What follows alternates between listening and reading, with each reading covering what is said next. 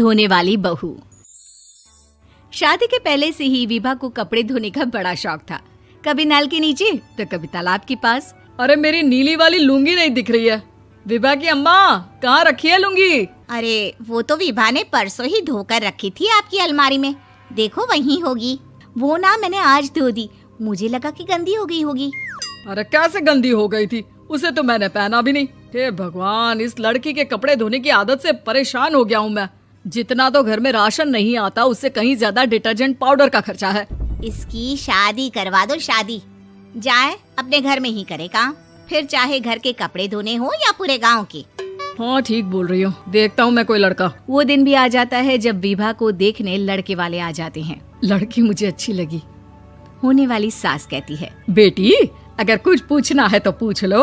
वैसे तो हमारी लड़की बहुत ही शर्मीली है, जो बोल दो वो मान लेती है, इसे क्या पूछना होगा। अरे कैसी बात कर रही हो माँ, मुझे इन लोगों के घर रहना है, सवाल तो कई है।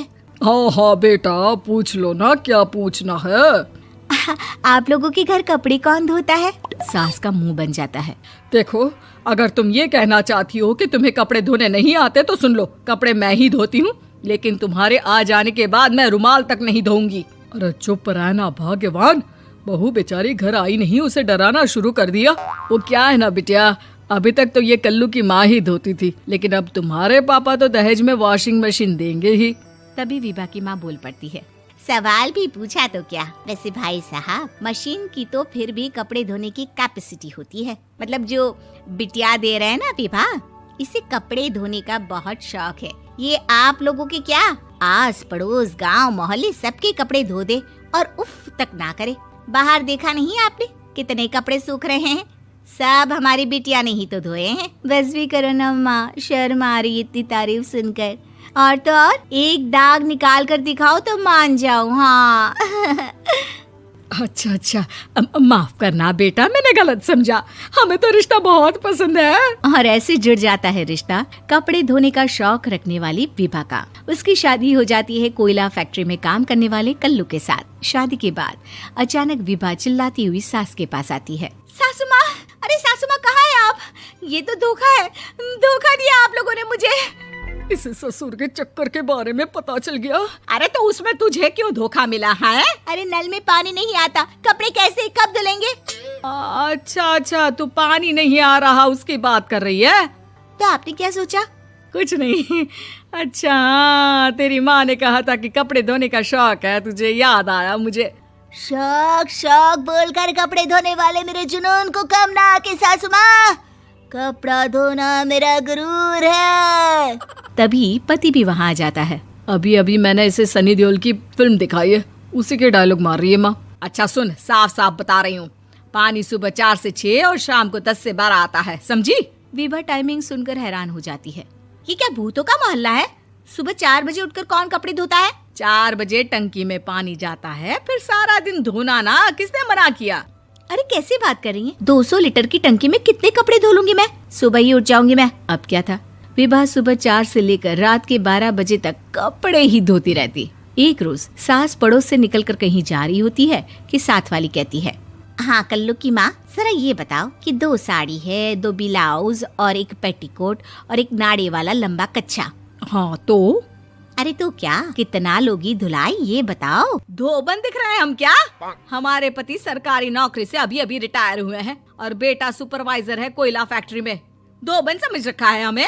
हाय रे कल्लू की अम्मा, माफ कर दो, वो तो मोहल्ले में यही सब बता रहे थे कि तुमने बहू को कपड़ा धुलवाने के काम में लगा दिया है। सास को पड़ोसन की बात सुनकर गुस्सा आ जाता है। वो घर पहुंचती है जहां घर के बाहर ही इतने सारे कपड़े सूख रहे होते हैं जितने कि किसी धोबन के घर पर। अरे ओ कल्लू की दुल्हन, बाहर निकल।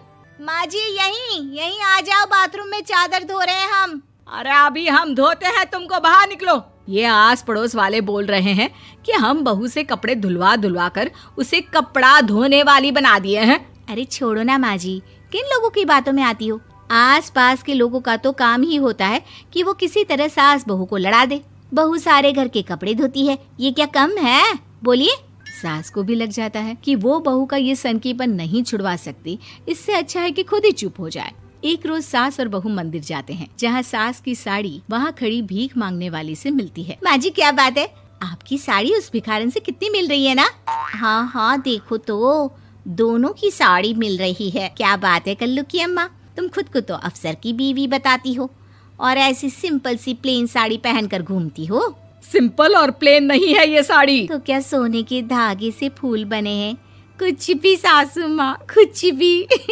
हाँ बने थे इस साड़ी में सोने के धागे से फूल। मेरे पति लेकर आए थे मद्रास से स्पेशली मेरे लिए 10,000 की। ताहे भाई साहब इस भिखारन के लिए भी सेम टू सेम साड़ी लेकर आए होंगे 10,000 की। सास उस वक्त तो कुछ नहीं कहती, लेकिन बहू के साथ घर आती है और अलमारी से एल्बम निकाल कर लाती है। ये साड़ी देख रही है, ये वही साड़ी है जिसे मैंने अभी पहना था।